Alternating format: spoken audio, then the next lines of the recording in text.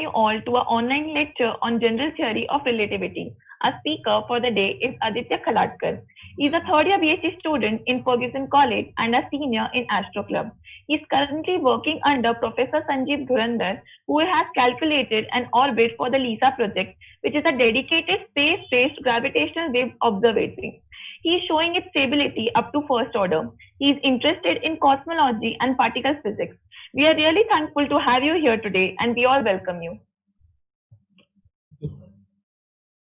So we will just be covering the glimpses of the general theory of relativity, just scratching the surface, an overview, and hopefully this will be an insightful talk. Okay, so let's begin.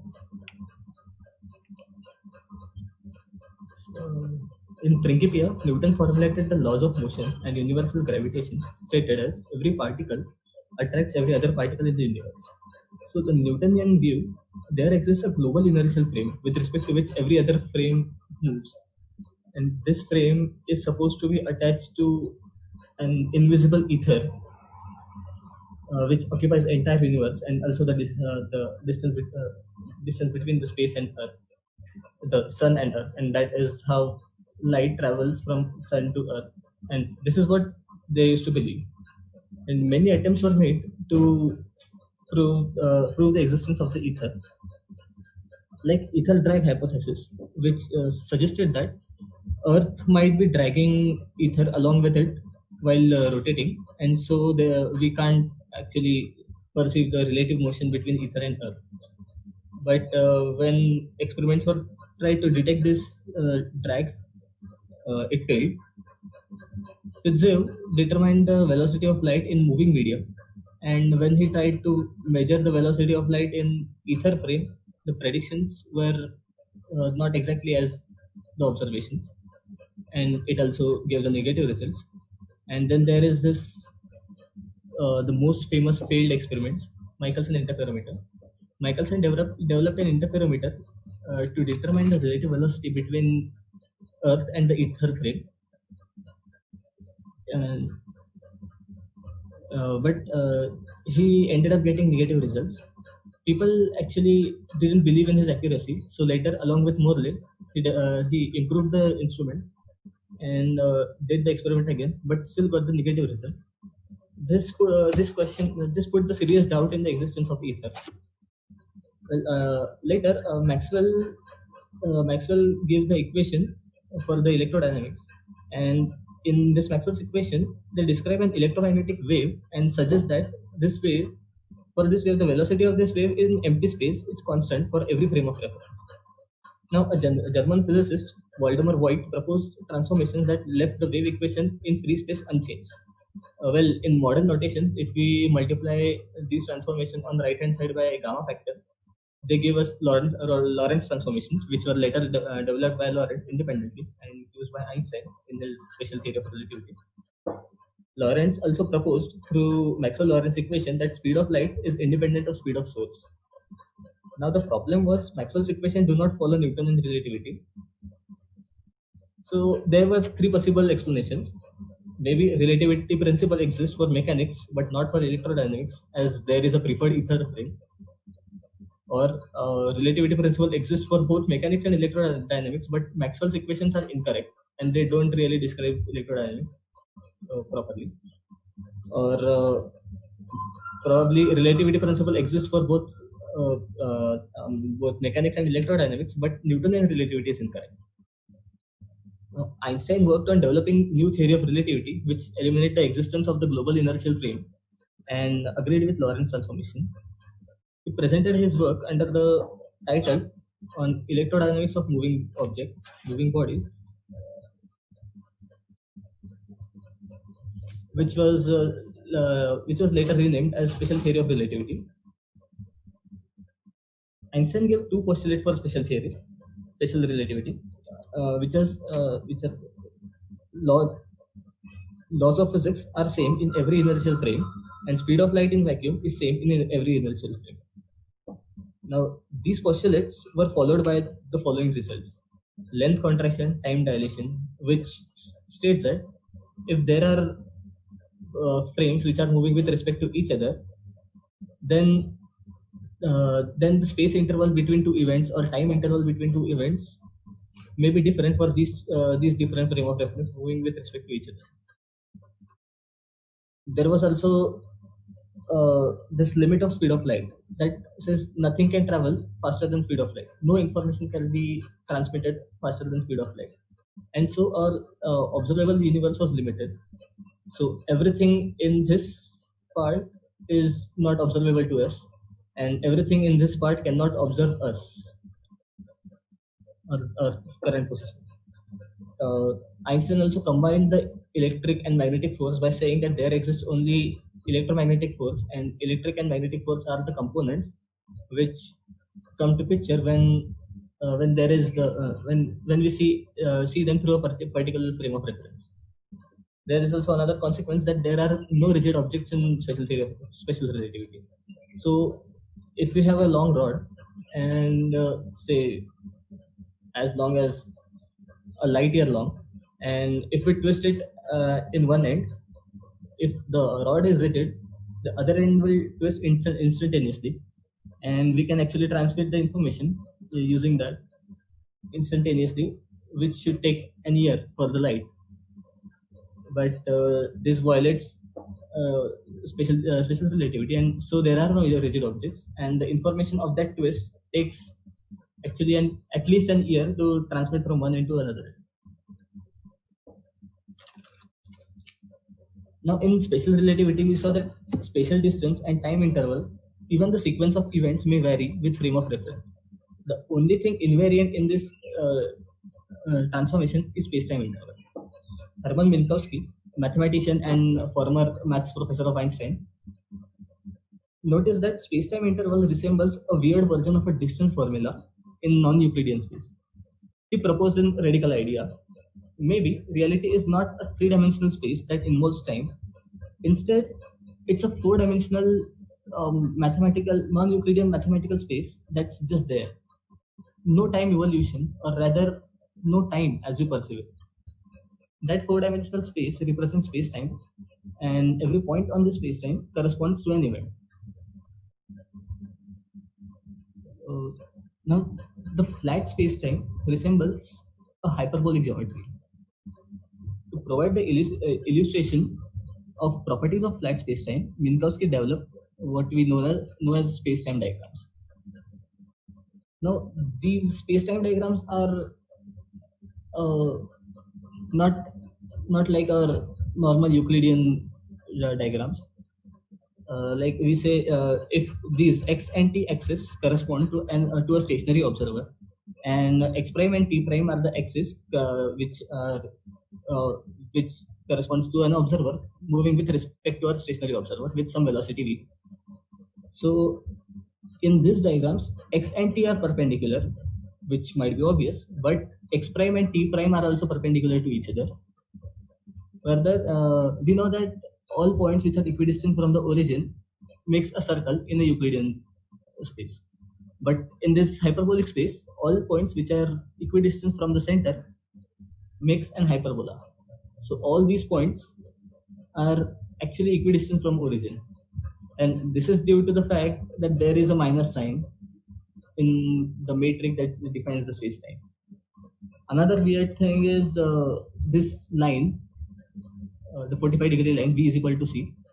On this line, every point on this line is at a zero distance from origin. We can see that this is just two dimension, x and t, so we can ignore this part.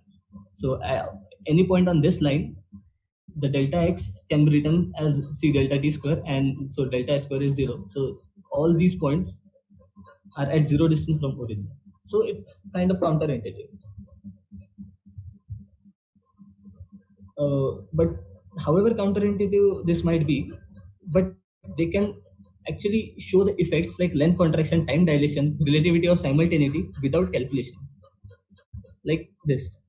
So if there is a stationary frame, V is equal to 0, on which there are three events, A, B and C, which are occurring simultaneously.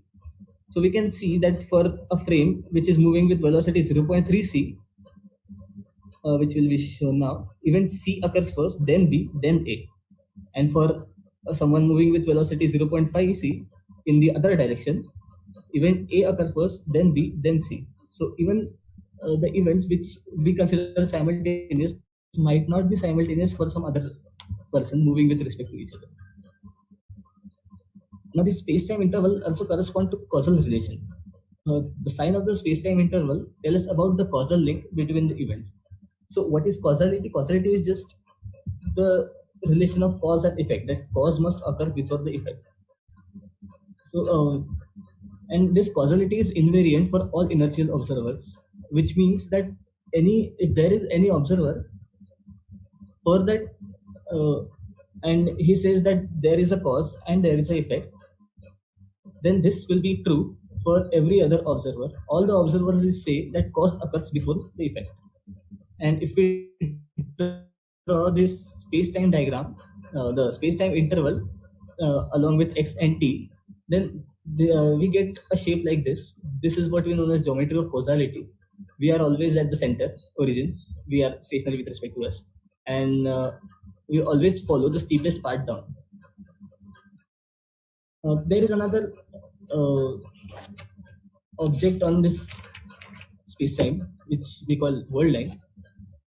World line is a line on space-time joining all events corresponding to object sequentially. And so let's say if you are a sequence of all the events from your birth to your death, then you are a geometric object on the space-time. Well, do you move along that do you move along the world line? Well, no, you are the world line. There is no motion in space-time. So past, present, future coexist. Past was never gone, future is not yet to come. Everything is just there. So why do we perceive reality in such a causal, such a spatial and temporal way? Well, no one knows. So now we know that relativity is actually a geometric theory. So we'll move on to doing a little geometry.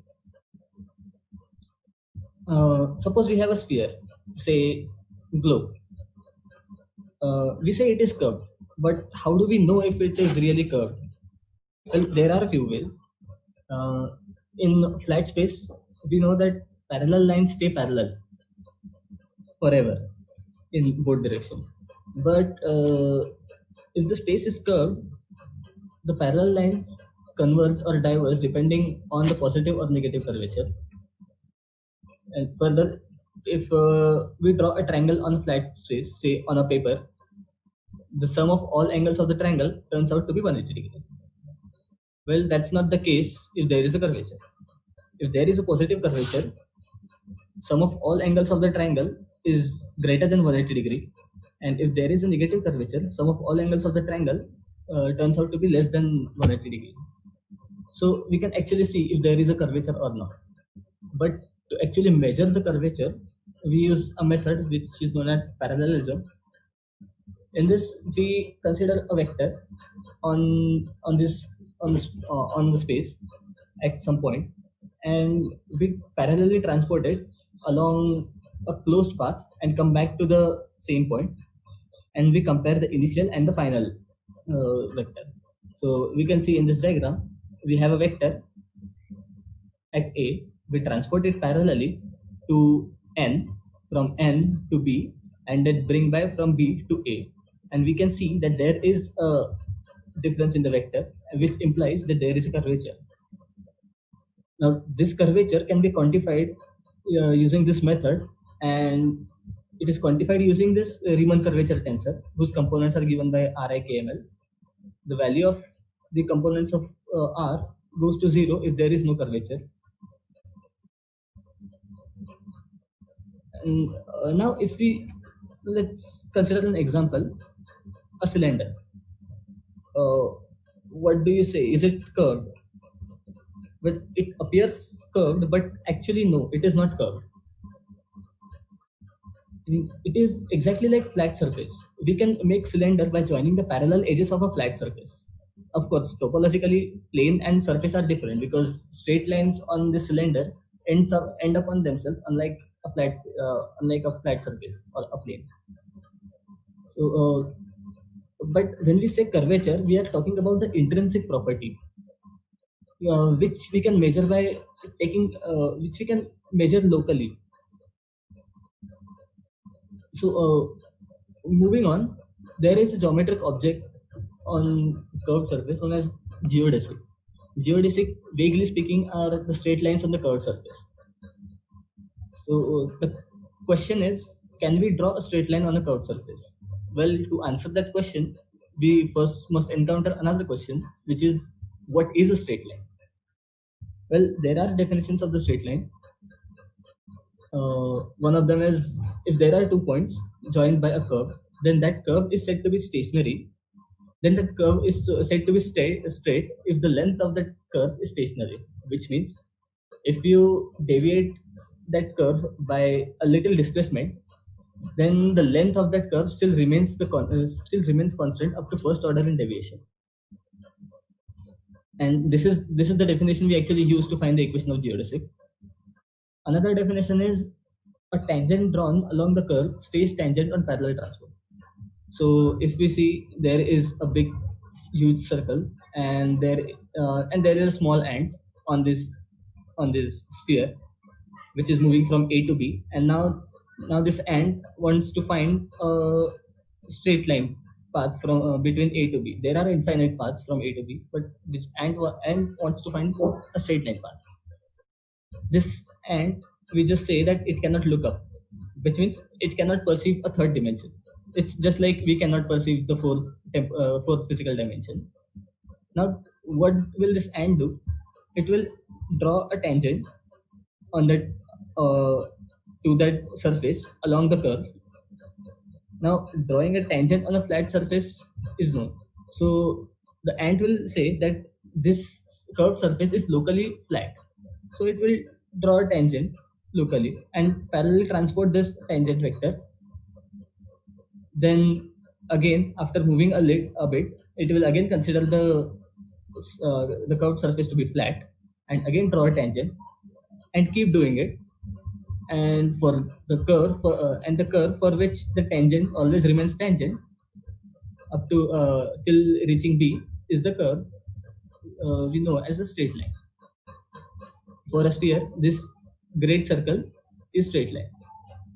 Now on flat surface, a straight line is shortest distance between the 2 points. But on curved surface, this is not the case. This curve is a straight line, agreed, but also this curve is also a straight line. The great circle, the bigger part of the great circle, is also a straight line. So the shortest distance between the 2 points does not count as the definition for the straight line. Now, if we have two geodesics and there is a vector joining them, now we can see the variation in this vector depends on the curvature.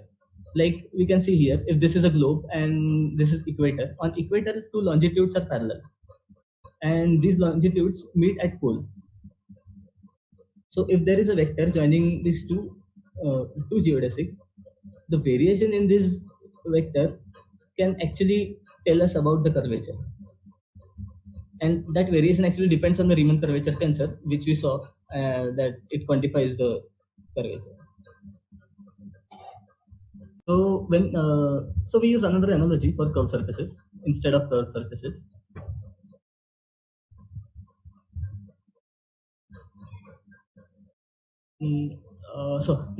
Consider a plane on which we are taking the projection of this curved surface, and further we define distance on this flat plane such that a unit distance on this flat surface is equal to the projection of unit distance on this curved surface. So you see, if the curvature is steeper, then the unit distance is actually smaller.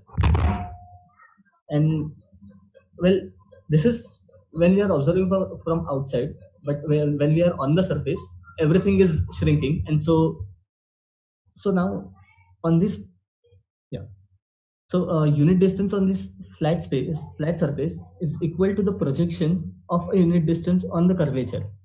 So you see, if there is the curvature is steeper, then the unit distance is actually shorter. If we are on the surface, we cannot feel that because everything is shrinking, and so for us, a meter scale will always measure a 1 unit distance, a meter. But yeah, so along this plane, a unit distance varies, and on this new surface, even if it is flat, a straight line would actually look like same as that on Euclidean space. Well, the diagram represents a disk that has similar properties, and these circles are separated by unit distance. I mean, the distance between these two circles and these two circles is unit distance, and this is our standard straight line which we know from the Euclidean space, and this is what actually a straight line look on this surface. Well, sorry for the Nirali standard diagram, but yeah, it works. So to make this more clear, let me give you an analogy. Well, this helped me imagine. I hope this will be insightful for you too. So there are 2 points, A and B, and a light has to travel from A to B. It takes a straight line path. But now if we say that B is a denser medium and A is a lighter medium, then uh, light takes actually this path from A to the surface of the medium and to B. Well, this happens because the wavelength of light shrinks in the denser medium, and this can be showed using the Fermat's-Least time principle. Now we further modify this situation. We replace the medium between A and B with a series of medium whose density is gradually increased. The light will follow a, a, a the light will follow a piecewise straight but curve-like structure. Now, if the width tends to 0, then we can actually see light following a curved surface, uh, curved uh, uh, a curved path. Well, this is just an analogy. Well, this is happening because the wavelength of light shrinks, and this is happening because the distance of that distance on that plane. Well, this is just an analogy, but this should work fine as the equation of geodesic and path of light defined using Fermat's-Least equation, which are similar to Euler-Lagrange equation, and so their solution must be also similar. So hopefully it works fine.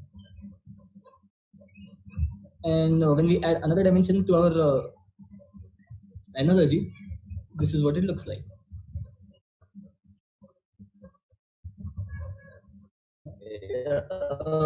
In presence of mass or energy, space-time bends, and this is how we can imagine it bending. Moving on. Now we know that in presence of mass and or energy, the space-time is time. So Einstein came up with the theory of relativity, which talks about a general curvature, general curved spacetime, whose special case is flat spacetime with no curvature. This new theory is general theory of relativity, whose special case is special theory of relativity, which describes a flat space.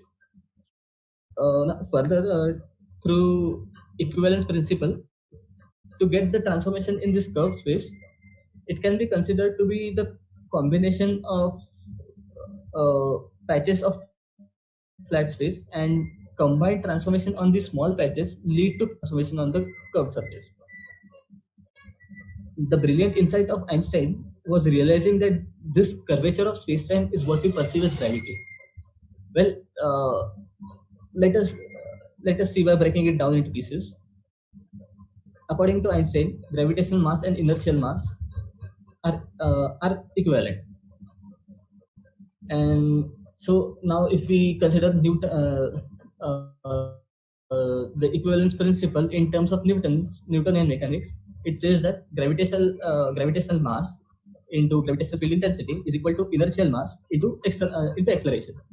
So now if the gravitational mass is equivalent to inertial mass, then we can actually say that acceleration is equivalent to gravitational field intensity. So now we can say a person standing on the floor experiencing gravity is equivalent to saying that floor is accelerating up with the acceleration equal to g, which is 9.8 meter per second square magnitude. So we now know that if person is experiencing g acceleration downwards, it is equivalent to saying that floor is moving with g acceleration upward. So what if there is no floor to push it up? Well, then there is no gravitational acceleration, or rather there is no gravity. So you see, for a freely falling object, there is no gravity. Let's buckle up, because here comes Einstein's view of gravity.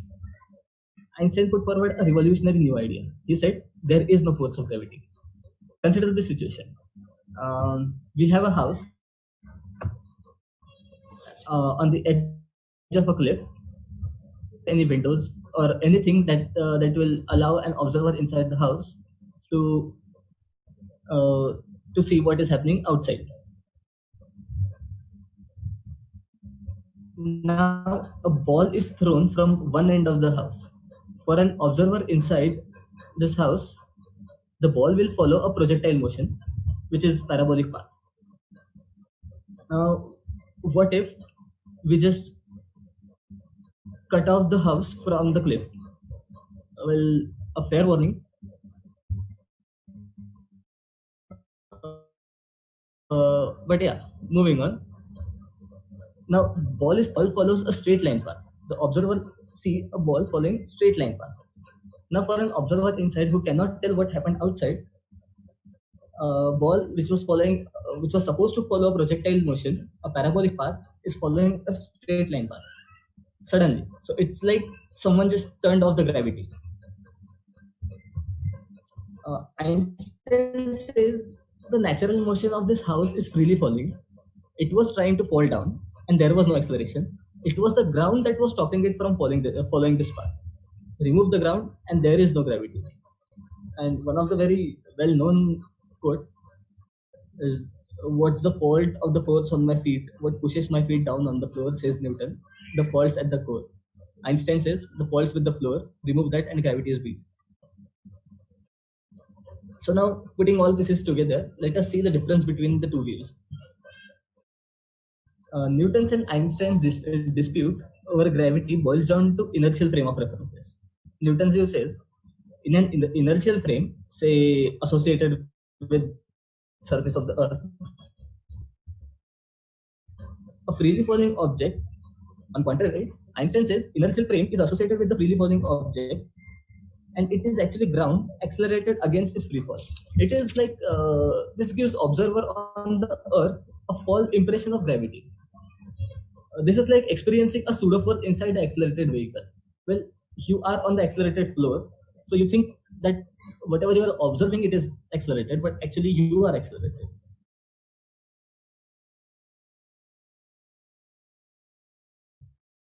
The observer associated with the floor. Now, Newton considered naturally all the inertial frames will follow straight line path on this flat space. Einstein's view suggested that space-time can be considered flat only locally. Now, freely falling objects follow their geodesic on space-time, and these are straight lines on curved surfaces. So, according to Einstein, the problem with Newtonian view is that it considered this local flatness and assumed the space-time to be flat everywhere, globally. So a straight line on a curved surface appeared to be a curve, and object following a curved line on the flat space-time is interpreted as accelerated object. Well, it is like we experience the space around us to be three-dimensional Euclidean space, and so when we see a sphere or a globe, then we think that equator is actually curved line. It is just like that. Newton thought that space is actually three-dimensional Euclidean space, and so when we consider a curved space-time, the curved geodesic on them, which are actually straight lines, appear curved to a flat to an observer in a flat space. Well, it is like trying to cover a football with paper without folding or cutting it.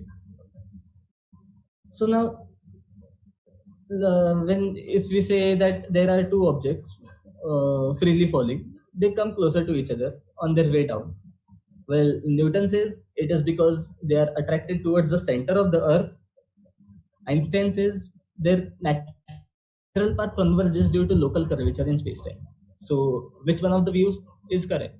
Well, it's simple. Whatever agrees with experiments, it's correct.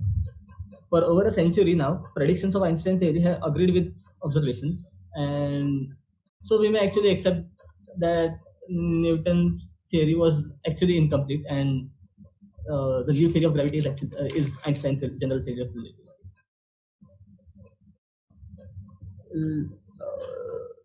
I'll just cover this part in a short.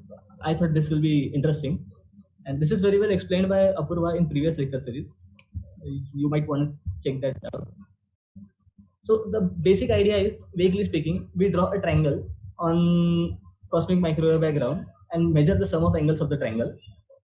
And so from the sum of angles of the triangle, we can actually predict the shape of universe. For now, we found that the universe is flat, and but that also might be due to less sensitivity of instruments, or maybe because the observable universe is very small as compared to actual universe, which might have a positive or negative curvature. Well, this is just a comment, and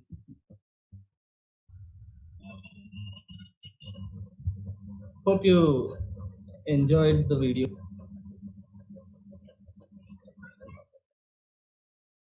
I I think if someone of you have questions, I might be able to.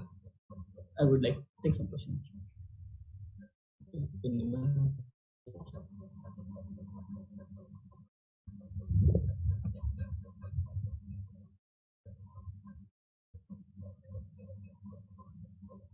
Are there any questions?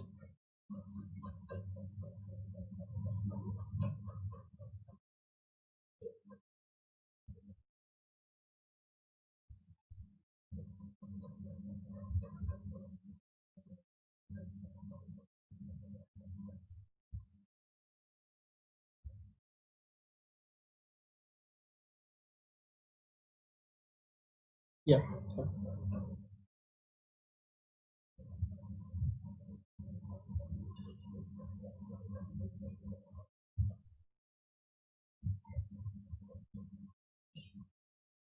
Well, I would suggest you, everyone, if you thought this was a bit more, then I think I would suggest to do special relativity first, and from that move on to general relativity, then come back again and see this lecture and see if it's helpful.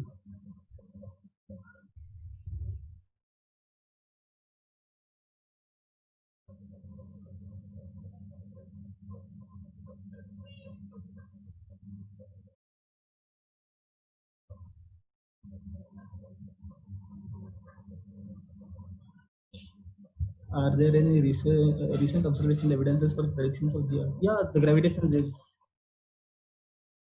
So the question is, are there any recent observational evidence for predictions of the Earth?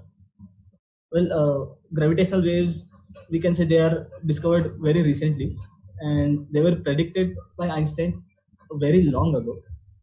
And about a century later, we have discovered them, and the general theory of relativity still holds.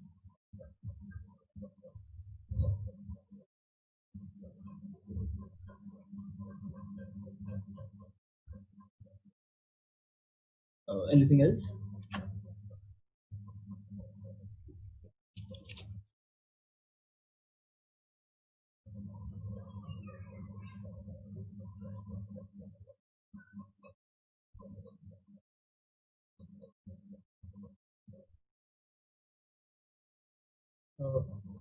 I got the question.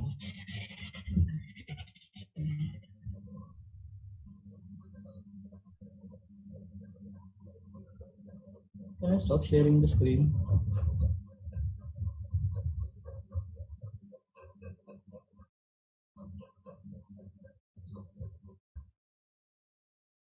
Sorry, didn't get it.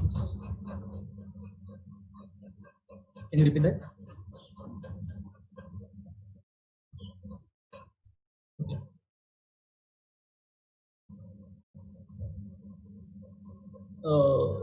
So the question is, can you explain again about the straight line on the curvature? Okay, sure.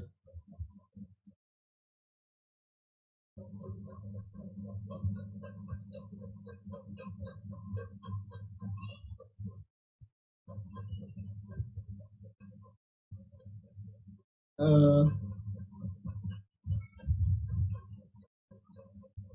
yeah. So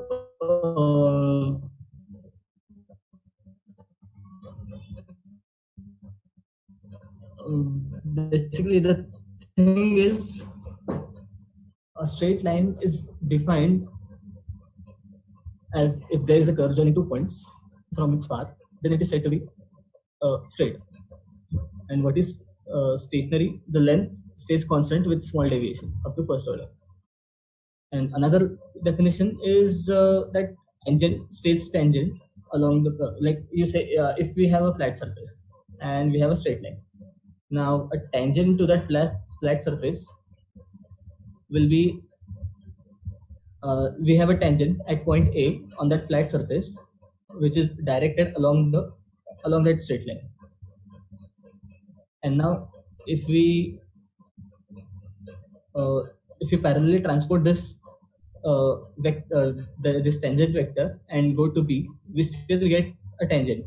It is still tangent It is still tangent to that flat surface because it lies on that flat surface. So this is the generalized definition of straight line. So it is also true for curved surface. Like if you follow this path, you will see that the tangent does not stay tangent to the curvature. So there is only one curve from A to B on which a tangent from A stays tangent to B, towards the B till reaching to B, and that is the straight line, which in case of this spherical shape, it is a great circle. I hope that solves your problem.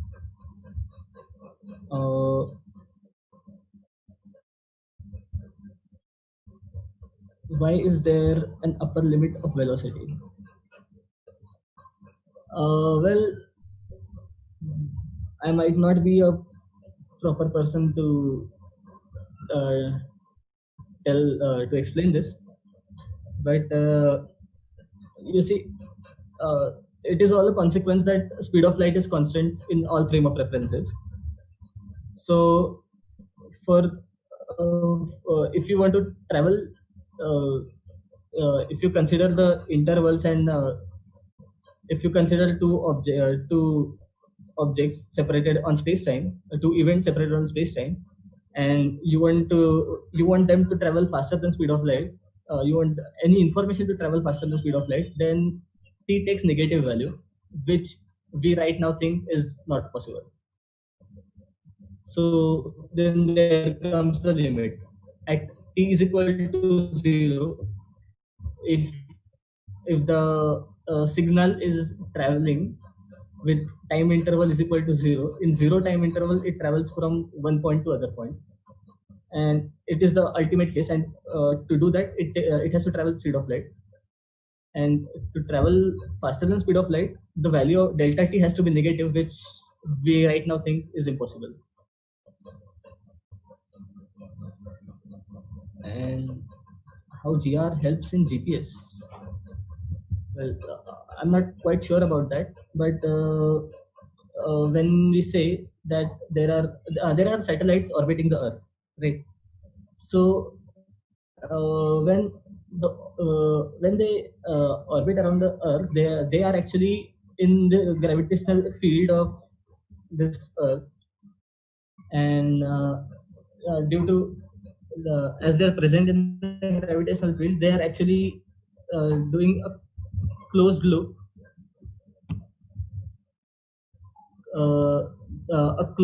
from a point to other point around the Earth, and this leads to the change in that vector. So if your satellite is pointing to some star which is constant, say pole star, and you are still moving, you are orbiting the Earth, then there will come a point when this vector will deviate from its initial position, and this deviation will be significant as the number of turns will go on increasing. And so to calibrate that, GR has to be used.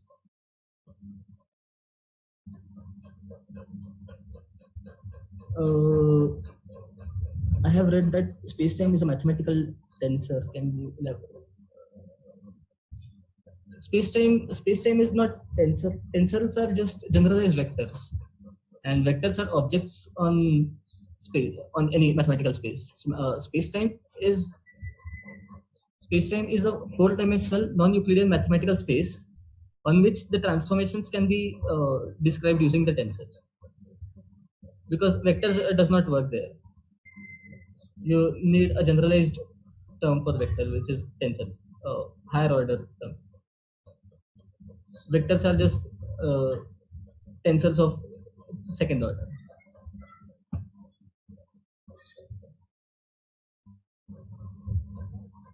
Anything else? Or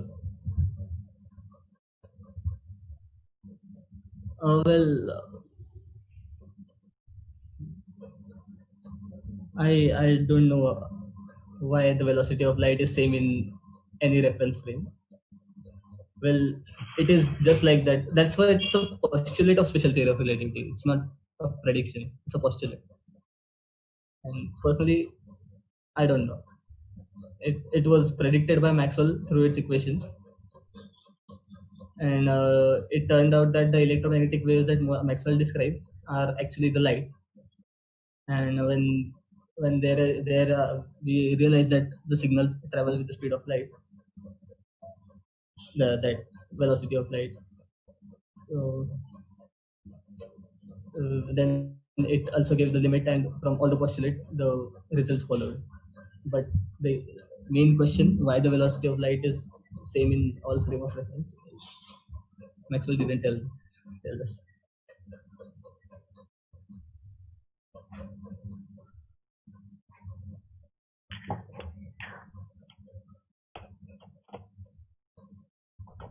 Thank you for this informative lecture. We are done with the questions. Are we? Oh.